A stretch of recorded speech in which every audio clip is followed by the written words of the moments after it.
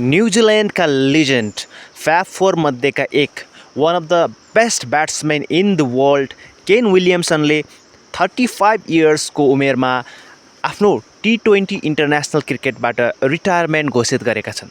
उनले थुप्रै वर्ष न्यूजीलैंड T20 इन्टरनेसनलदेखि टेस्ट ओडिआई सबैको क्याप्टेन्सी पनि गरेका छन् र उनकै कप्तानीमा न्यूजीलैंडले multiple times T20 world cup सेमिफाइनल्सको यात्रा तय गरेको छ। त्यसैगरी उनकै कप्तानीमा 2021 वर्ल्ड कपको फाइनलमा पनि उनीले टिमलाई लिएर गएका थिए, जसमा फाइनलमा पनि उनले एकदमै राम्रो पर्फर्मेन्स गरेका थिए ब्याटिङ तर्फबाट। मिचेल स्टार्क जस्तो दिग्गज बलरलाई निकै रन हानेका थिए, तर पनि अस्ट्रेलियाले त्यो वर्ल्ड कप जित्न सफल भएको थियो। तर ओभरअल उनको T20 करियर एकदमै उत्कृष्ट रह्यो र उनी हरेक फर्मेटका उत्कृष्ट ब्याट्सम्यान त हुन् नै, उनी एकदमै शान्त स्वभावका Sushil good heart human being रहेका छन् र यसैका लागि उनी विश्वभर प्रसिद्ध पनि रहेका छन्।